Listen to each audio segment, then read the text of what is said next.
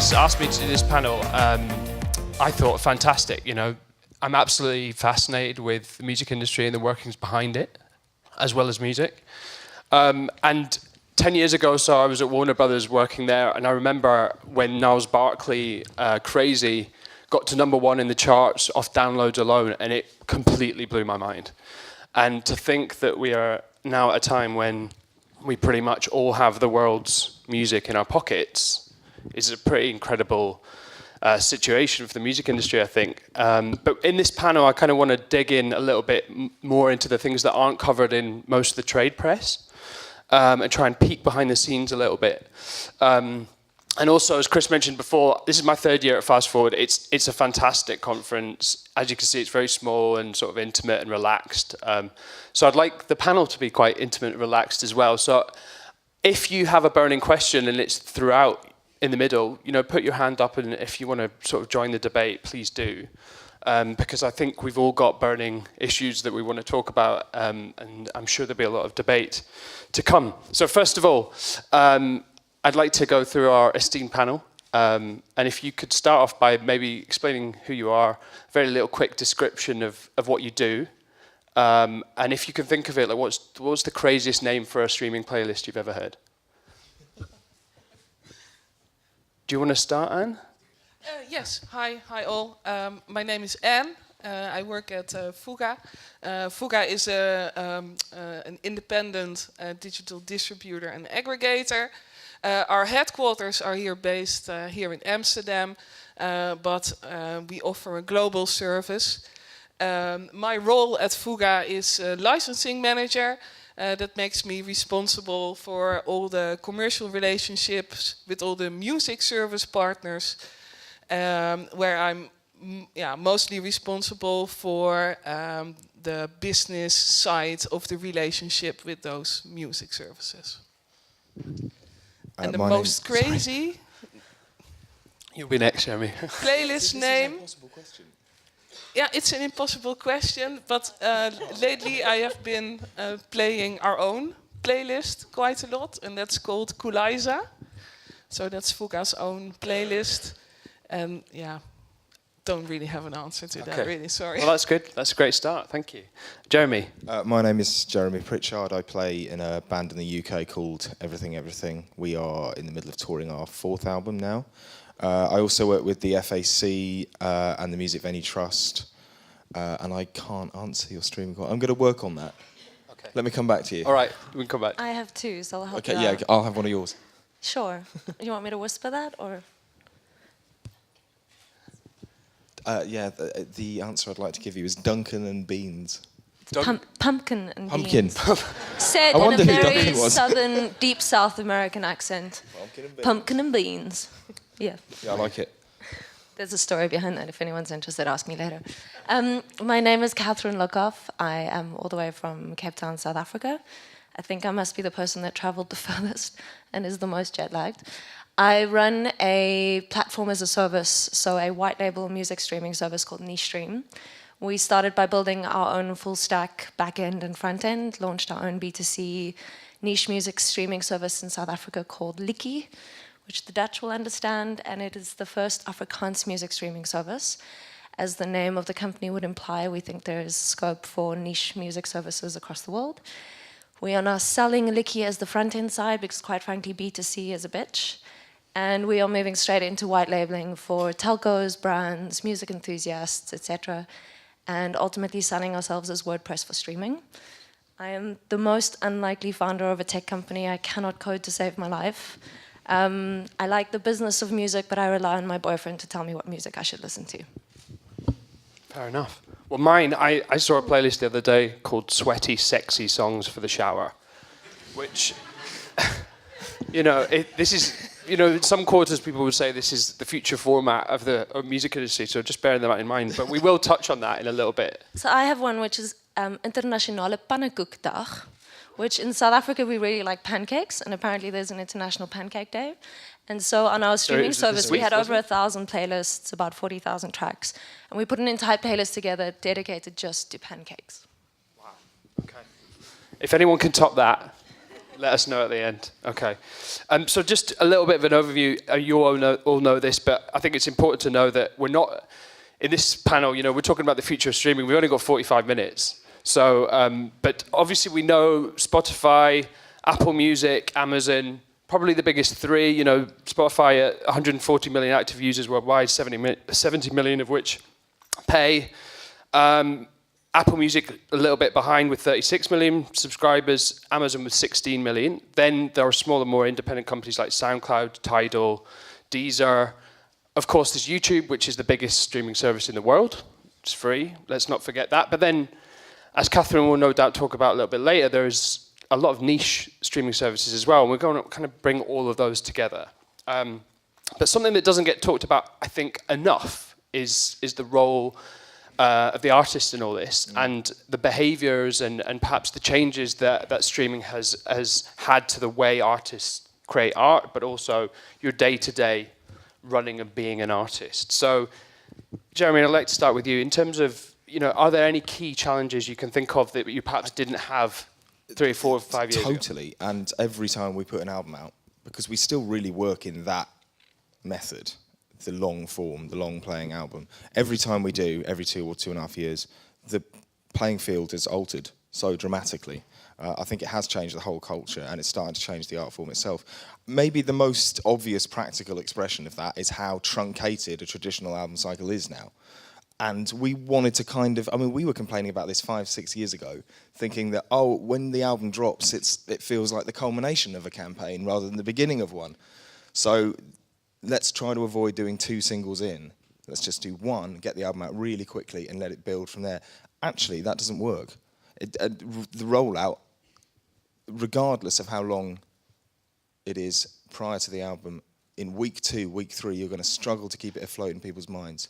And that's why the Arcade Fire put out 8 singles before the album dropped. And they still couldn't really buck that trend. I suppose they were able to elongate it at the other end. The album is the culmination. So it may as well come at the end of a much longer process. So I think that's the most obvious way in which it's changed. So in terms of the way we release records? Yeah, I think so. I think, and that's because of a sort of shortening of attention span and the sheer volume of content that's pushed in your direction by streaming services now. And in terms of your clients, are you seeing any similar trends in that respect? Have you got certain clients that are really adept at the new streaming landscape in terms of release? FUGA, we work with a lot of different types of clients, but what we definitely see is that many of our clients release more often and then smaller products. So it's more singles, APs, and then once in a while it's still an album. Yeah, that's definitely the knock-on effect, is that artists have to release more frequently to kind of justify the wider album campaign or the touring behind it, certainly. Because I think we can all assume that we're in an engagement world now, right? It's about not just putting an album out and hoping for a transaction, but trying to keep a conversation going over a long period of time. And I want to talk about playlists, because I read something the other day, someone was saying that they thought the playlist is essentially, getting a track on a playlist is like the first bite. Right? It should be seen as the first bite that then leads on to something else. Catherine, you're nodding at me. Do you agree with that? I think there's an enormous amount of power in the playlists. I myself still prefer to listen to albums from start to finish. I kind of miss the old days of putting an album on and listening to it. But we've seen it a lot with the artists who get featured in the playlist we've put together on our platform. It's interesting to see the younger artists being a lot more active and reaching out and saying, please can we get involved, please can we, and putting suggestions forward. And then picking up on those playlists and promoting it through their own networks and to their own fan base. And we literally see them come up the ranks to the top 10. But I think there's also risk in that, because every artist, you know, I think there's an enormous amount of power that the streaming services hold. The artists you're including on those playlists are ultimately going to see more traction simply because people are really lazy in their listening behavior. What they do is they open up Discover, or they open up, you know, their regular playlists they're listening to already following. And I think that that's both good for the artists included, and also really risky for the artists who are just trying to break onto those playlists, and who really ultimately holds that power, I think, is a big question we need to address soon enough, especially if platforms and services like Spotify are going to start opening up their own labels. You know, at what point do they start promoting their own artists on the most popular playlists and so forth? And on that point then, I think the great promise, I think at one point of streaming was that it had democratized the entire industry, right? And it had leveled the playing field. I mean, Jeremy, is this borne out? You know, we're a good many years in now. Do you think, in general, that has been borne out? It's just, it's almost like radio was in the 60s and the 70s. You still have to have those relationships. And some people are further ahead in those relationships with DSPs than others. I think the major label industry is still working that out, actually. I'm signed to a major, you work for one. You're a radio plugger, essentially. Sorry, that's to belittle what you do. But do you then go and plug the DSPs yourself, Spotify and Apple Music, or do you leave that to the digital team? Or I think maybe the majors are still working out how to forge those relationships. If I've answered the question, yes. I mean, we do deal with Spotify, but I think it's important to know on the one hand we do have a situation where we have gatekeepers in the same way as radio, and I know that I think there was a really interesting media research last week or so that went out from Mark Mulligan's company, talking about where streaming goes next, and is streaming is going after radio, right?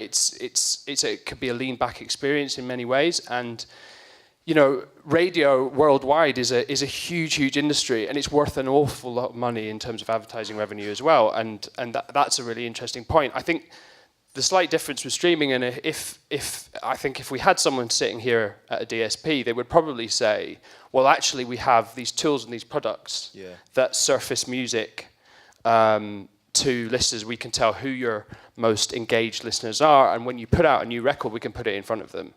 And that is algorithmic. So on that point then, in terms of the role of algorithms and the fact that we have both algorithms and human curators, how do you think that's changed it as an artist or a label, in terms of, are there ways of gaming the algorithms? Are there ways of making them work for you, Anne? Yeah, from my experience as a digital distributor, complete and correct metadata really play an important role in allowing music services to surface and to find your music and to know if there's a certain match. So important is that you deliver as much information that you can about your release. So that means including names of contributors, including all kinds of information that could help a music service or an algorithm to surface your music as a match. So that's from an aggregator point of view, that's a really important point that can help. So metadata. Catherine, anything else for artists and record labels? In terms of making them really work for you outside of getting the attention of an editor, a human editor? I was going to touch on metadata because we're starting to build systems to try and figure out if we can map and analyze content without metadata being available, considering how much new content is surfacing from the Middle East and from Africa, where sometimes that metadata simply doesn't exist. And so how, as an artist who doesn't necessarily include that data on the track information, how do you actually start being surfaced through those algorithms if the algorithms can't recognize you? So we've been doing some really interesting stuff around audio sounds and mapping of, can we figure out what genre or mood a track is, what language it's in, using graph databases, and then basically being able to say we don't need that metadata and we can still make recommendations based on a listener's user behavior, as well as what the artists are surfacing from their end. And I think there's a whole new game being played that, sure, that metadata is important in figuring out how those algorithms work, but then also trying to see if you can flip it and start delighting users without going back to what they've traditionally been listening to and seeing how you can move forward and surprise them. I think that's really interesting. metadata, okay, not woo, you know, I mean, if I'm, you know, not as, I know it's really important, don't get me wrong, I know how important metadata is, and you've just talked about that. I think if you're an artist sitting at home and you just want to do music, you just want to write music, we heard from Shadow before, I mean, he obviously is an incredible entrepreneur, gets involved in all sorts of parts of the business. What if you're an artist where you just, you know, you want to write music, you get in it to perform, do you want to be looking at graphs? Do you want to? That depends on the individual, and it depends on what kind of team you have around you, if any. But there are obviously, as we've already heard, incredibly hard-working DIY artists and labels as well, actually, who are using the consumer data that's generated to actually route tours and target merch sales, and they're much more topical with the application of that data. I never look at that stuff. And it just doesn't. So someone in your team does, though. I suppose so. But why don't you? I mean, I'm so curious. institutionalised now. Why after don't 10 you look years at signed it? to a major, because I can't remember the logins. That's so Quote of the honest. panel. My manager showed me in the pub. I mean, this is basically as far as the meetings go. On his phone, look, you can log into a Spotify artist page, and it'll tell you who's listened to you in Johannesburg or wherever. And I think that's amazing that information is available, but it wouldn't actually inform what we do in the studio on a day-to-day basis. I think it would Why inform the not? way the music Sorry. is promoted, but that isn't actually. I think again, it depends on the individual, and I think we've never really worked in that way. But maybe that's because we've been lucky enough to be a signed act for 9 years and have people who do work in that way working with us. I know that is complacent and lazy potentially. No, I'm just curious. So one of the things I've always thought is it must be fascinating for an artist to be able to see what do people actually listen to versus what I think they like. Yeah. Which in the past, radio play was indicative of that, right? If your song kept playing over and over again and requested over and over again. But now there's so much more information available that, I don't know, I just wonder if it doesn't transcend what you create or kind of move it up a level. Sorry, Sam, I'll it's stop hard talking. to know how that would affect you on a creative basis, I think. It really depends from artist to artist. That's really interesting, and I just want to pick you up on a point there, Jeremy, where you said looking at the graphs, the data wouldn't influence what you did in the studio. No. And I think that's a really interesting point because it was actually brought up. Comes with a caveat. Sorry, carry on. Well, okay, let me explain what I'm thinking, because in the last FastForward event, actually in London last year, there was a songwriting panel, and a lot was discussed about how songwriting is changing moving forward. I asked the question at the end: has streaming affected the way that you write songs? And all of them said no, or they didn't own up to it. Or my query here is that there was, I don't know if anyone saw it, but there was two really interesting pieces recently. One in Pitchfork, talking about big producers and songwriters around the world being influenced by streaming services in actually the art itself. And I just want to read out this. There's a really interesting quote again I read the other day. Vaguely electronic, usually female vocaled, glitchy effects, slow galloping BPM, dance music alluding but not actually dance music, a touch too polished. Yeah. And that was describing the streaming sound. Right. So where are we with this? Is there reticence for artists to talk about this? I'm not suggesting you do it at all, Jeremy. I think it depends. Clearly artists are.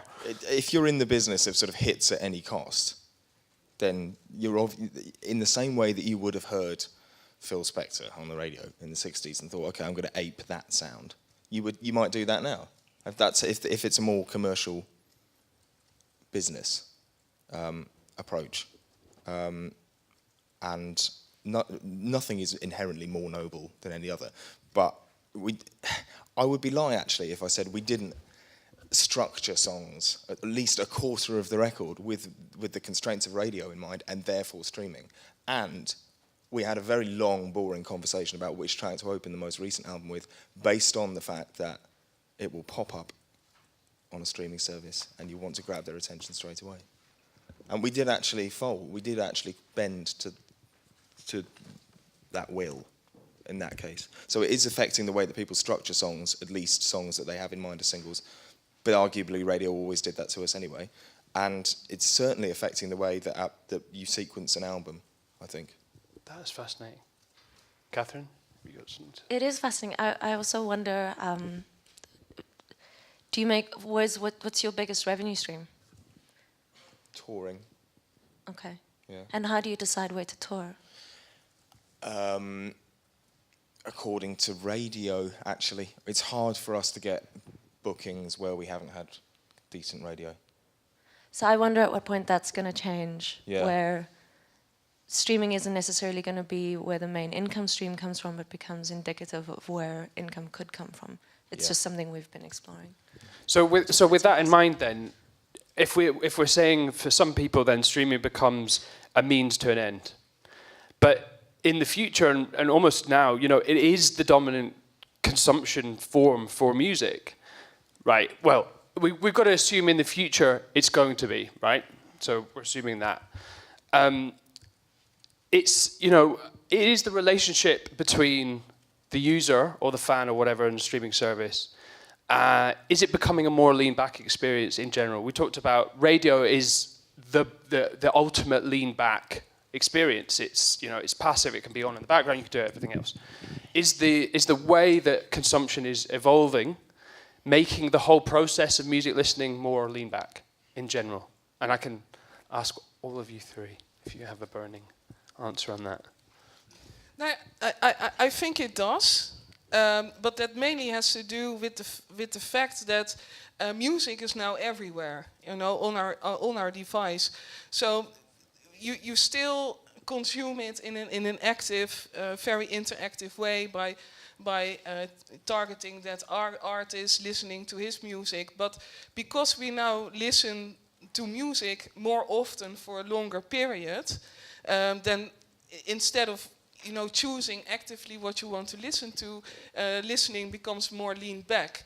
You know, we now play music when we bake a pizza. We play music when we go to the gym. So music consumption has become more context-based. So because we listen to more music more of the time, we cannot spend all of our time being actively involved, actively choosing what we're listening to. So in that way, music listening has become more lean back, in my opinion. Do you guys agree with that? I do, yeah. Or at least it's heading in that direction, I think. And that's partly because of the playlisting culture. People will listen through a playlist passively, and that will come their way via certain influences or based on what they've already listened to. So it becomes more passive rather than individually choosing track by track which you're going to listen to. It's not totally that black and white yet, but it's moving in that direction, I think. The point about context is interesting because I think that's definitely true. I love what Jarvis Cocker said years ago now. He said, music is less central now. It's like a scented candle. Which is true. It's just something going on over there for lots of people. I know people who say, oh, I love a record you can just stick on and ignore. It's just over. It's on in the background. I think that mindset is maybe encroaching a bit as well. I think the mass user has always been lean back. That's why radio is so successful. I think the last time, apart from the recent Robert Plant album, the last time I really got that involved with an album, and I'm about to give my age away, is when I bought the Alanis Morissette album in high school and sat there feeling dark and stormy and, you know, whatever teenagers do. I think that relationship's changing. I don't know if it happens up here, so I obviously come from an emerging market perspective, and I think a lot of what we're talking about here is still a 1% problem. But I'd be curious to know whether it happens up here. Back home, you have to listen on Deezer or Apple Music, and then the top 40 chart on the radio is dictated by what's happening on the streaming service. So it's obviously a streaming service being, you know, sponsoring the top 40. Be curious to know if that happens here, but it's almost taking it from go and actively listen to music on your streaming service, but then come back and hear the playlist on the radio. So it's just flipping that around a little, which I don't know if that happens here. I think Chris got a question. He has, if that's all right. So from an artist's point of view, is there a risk that streaming makes it much harder? This lean-back consumption, this playlist-led consumption, makes it much harder for artists to build core fans, as distinct from listeners? Do people become fans of the playlist over the artist within them?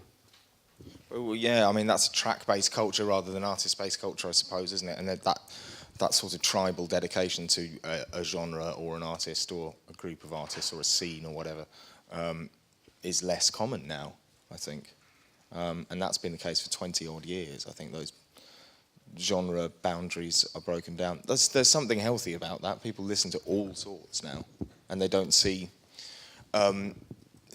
certain things as mutually exclusive, which is great, because when I started our band, we wanted to sound like Destiny's Child and the Futureheads, and we didn't think that would be horrible. And we'd been given that license by the sort of postmodern kaleidoscopic experience of listening to music on the internet. Vampire Weekend were like that as well, I think. I think on the there was another piece recently. It was called "The Problem with Muzak," as in lift music, and touched on a lot of the points we talked about here. And then there was a really interesting quote from the CEO of Cobalt, who sort of scoffed at that idea and said, "Well, who cares? You know, it's revenue for an artist where perhaps they weren't getting revenue before. So, is it rather a snobby way to look at it, to look down on lean back, Muzak type consumption, when in fact it is being monetized, the artist is making money, the rights holders are making money out of it? Does it really matter, Anne?" Yeah, in the end, it doesn't. And you have different types of music for different types of situations for different types of people. So, no. Yeah, I totally agree with that, actually, because although I grew up as a child of the 90s with the sort of, at the end of, I guess, the album era, and I happen to favour the long form and the long playing record and telling a story over 50 minutes rather than over 3.5. There's nothing inherently more noble about that. In the 60s, albums were kind of something that you put out in between the actual hits while your act was touring, and maybe we're returning to that sort of culture. And I read the other day that I think the Beatles were putting out 2-3 albums a year, right? Back in the day. Are we going full circle and we're actually moving towards a period of time where we're just, instead of seeing the standard album cycle format every 2-3 years, we're just moving back to where we were, singles focused, tracks focused, getting as much music out there as possible. You either got to have a hell of a lot of material and time and money potentially to make 3 albums a year. You have to be making records really quickly and cheaply. We certainly couldn't do that. So I think more realistically, it will be track by track or a few tracks grouped together as EPs or whatever. In fact, maybe those classifications won't matter anymore. Yeah. Yeah, no, it also, of course, depends per genre. In dance, the album is less important already for a longer time. But in certain types of genres or for certain types of artists, the album may still play a role. For example, in classical or in country, perhaps, the album can still be important driver. So with the album being, for certain people, it's still going to be a really, really crucial artistic statement to put together a set of tracks in a certain order. Yeah. With everything we've just talked about, do you think where does the responsibility lie in making that particular part of consumption more engaging? Does it lie with the DSPs? Does it lie with the artists to come up with more solutions? If we assume that maybe this lean back thing is potentially a bad thing for certain artists, what do we do about it? I don't know what we can do about it, and I don't know if we should do anything about it. Pushing a format that I happen to favour personally, but it's not resounding commercially anymore. So I don't think it's going to be in labels' interests to make albums soon. Can I just ask I can perhaps put this out here. Who's listened to a curated playlist from start to finish before? From start to finish. Can I ask you, what was it? The 80s playlist from Spotify. 80s playlist from Spotify. And how many tracks was it? Probably like 100. Okay. And that's interesting. I think someone was saying to me they thought that 80s has almost become a genre now in itself. Well, of course it's not. it's a decade, it's an era in time. Is context and genre, is it being conflated at the moment, do you think? Do you think for some users, I say users, should we be calling them users or should we be calling them fans? For some people, has context and mood completely overtaken the importance of genre? Definitely. So if you look, I think it was also a media article that came out, either media or Billboard, I forget. But if you look at the Indian consumers, they think of dance and they think of love. They don't think of it as genres, so it's all about what am I actively wanting to do. Whereas if you look at Tencent, I think 80% of Tencent's active listener base listens to only 4% of its catalog, which is pure Chinese music. Only listens to that, so 4% of that catalog. And I think it differs from region to region. We see back home that people will listen based on if it's Sunday, they'll actually go and listen to gospel, and if it's Friday night, they'll turn on a dance playlist. I think people are more leaning towards a space where it's what's speaking to what I'm actively doing right now, or what is the mood that I'm in, as opposed to, specific playlists just about one specific genre. We're not seeing that on our side. Yeah, and I also think because music has become so context-based, I think that a lot of the listeners, mainstream listeners especially, can easier relate to a mood than to all those types of genres that music industry people basically came up with. So yeah, it's easier to relate with for most of the people, I think. Well, I'm sure there'll be some questions about that. I kind of want to move on to the services themselves, and the perhaps perceived lack in diversification of product offering, and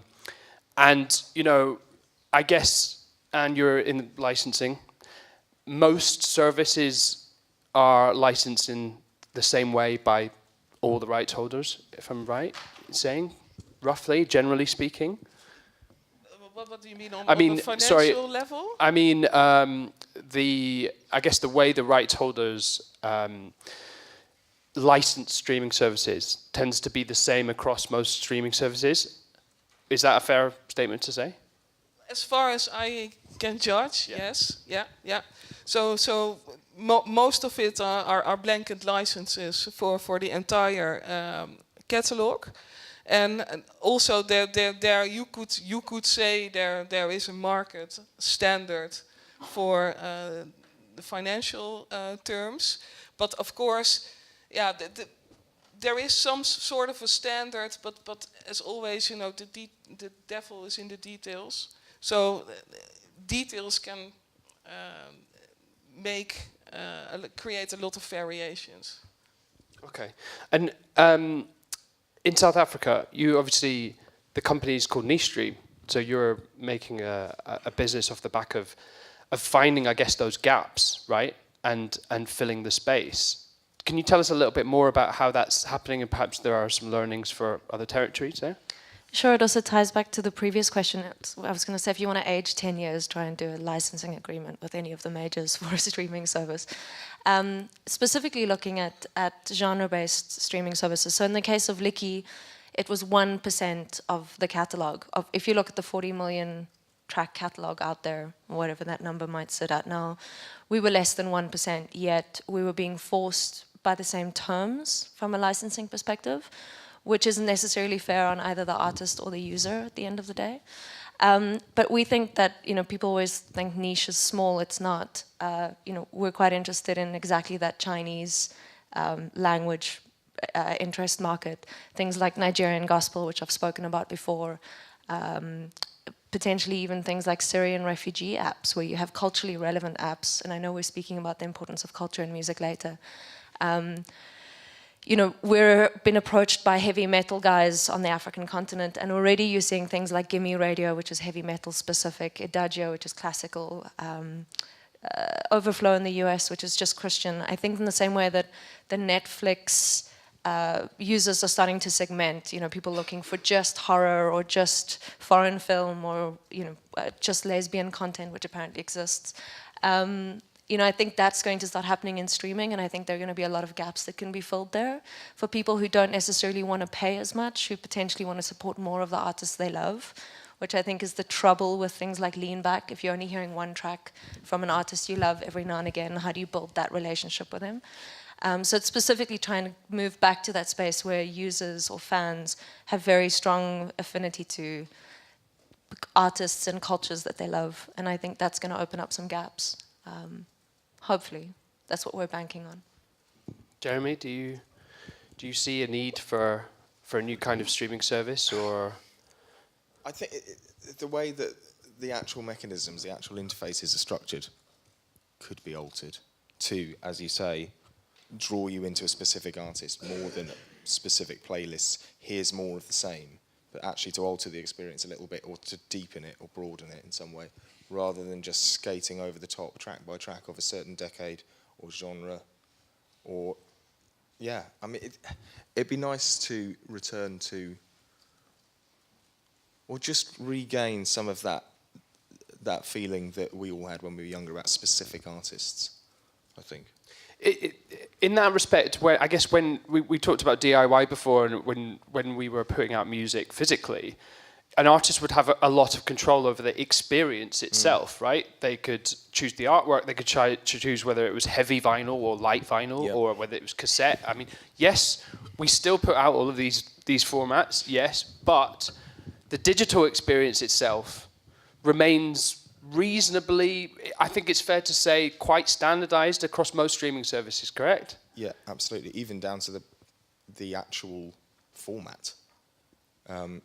You might want to put a higher quality sound, like higher. I'm so bad at expressing the technical side of this stuff. You know what I mean. We'd love for people to be listening to WAVs and not MP3s, if possible. So wherever that's possible, we do that.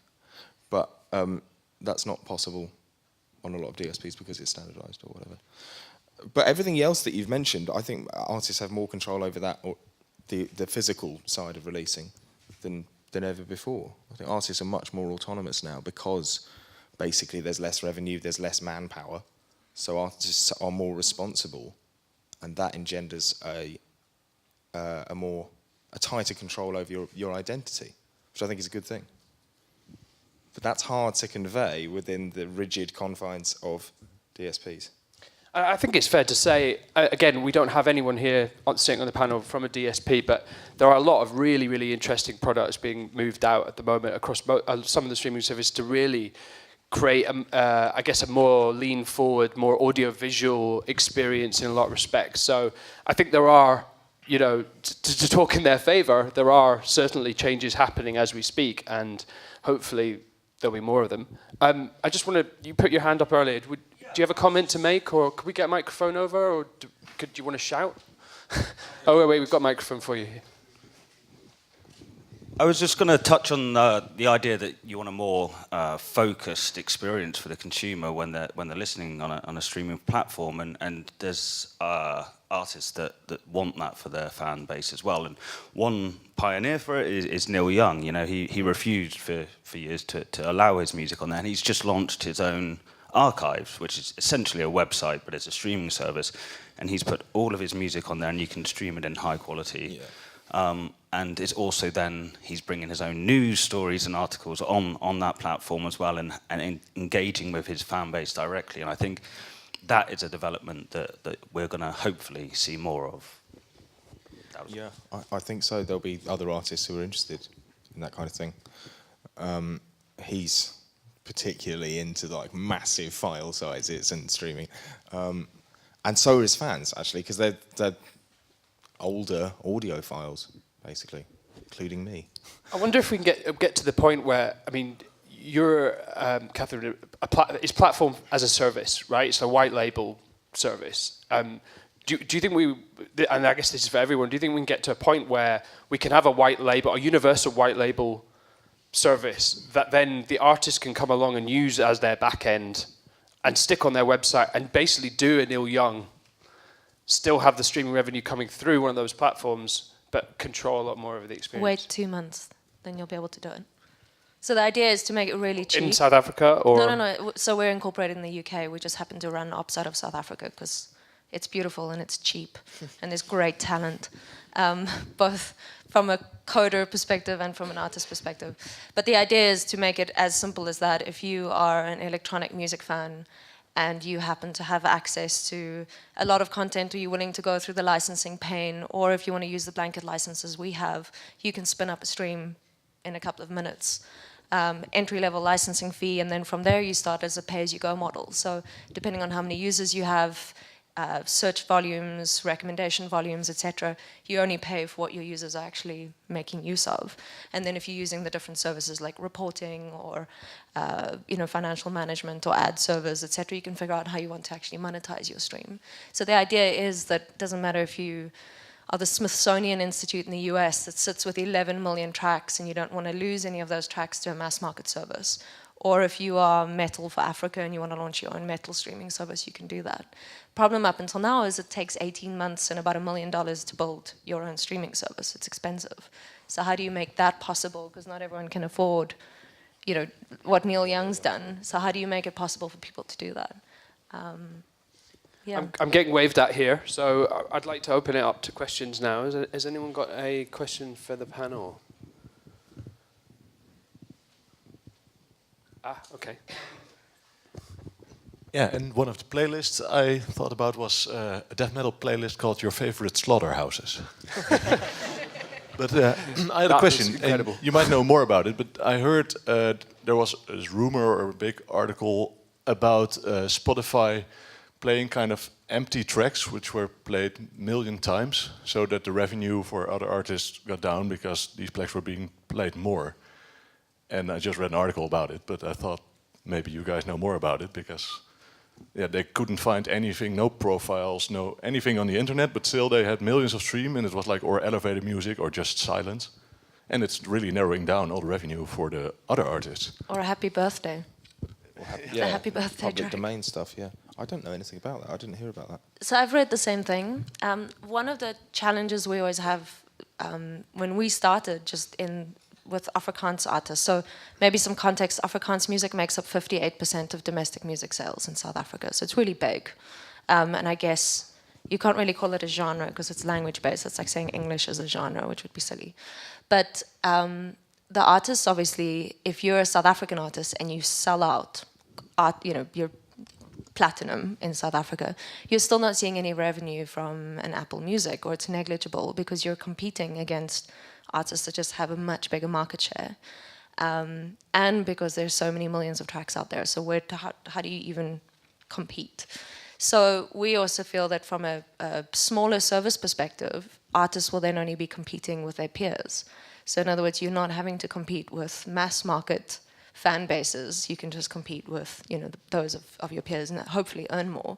And hopefully also start weeding out things like the happy birthday play tracks or songs and other kind of non-revenue generating tracks. In other words, they're just there, but no one's actually getting royalties from them. Stuart, do you have a question? Thank you. It's been really interesting. Do you think there's more scope to do stuff around social and streaming? I feel like there's not really a way on Spotify for bands to talk to me that I love, me to talk back to them, me to talk to other people and connect. It feels like they got rid of a lot of those features. And is that because that's going to happen on Facebook and Twitter and everywhere else and doesn't need to happen there? Or is there scope for streaming to get a bit more of a community, I suppose, on those platforms? I mean, that's a really interesting point. I've actually got a massive bit about community that we didn't get to. So let's talk about that, because I think, there was a time when Hype Machine was huge. There was a time when music blogs and, SoundCloud, there was this whole fertile ecosystem of much smaller players talking about music, sharing music, commenting, etc., etc. Has that diminished? That's sort of the natural follow-on to file sharing, really, wasn't it, I suppose? The Hype Machine era. Users sharing with other users, whereas now it's centralized. This is.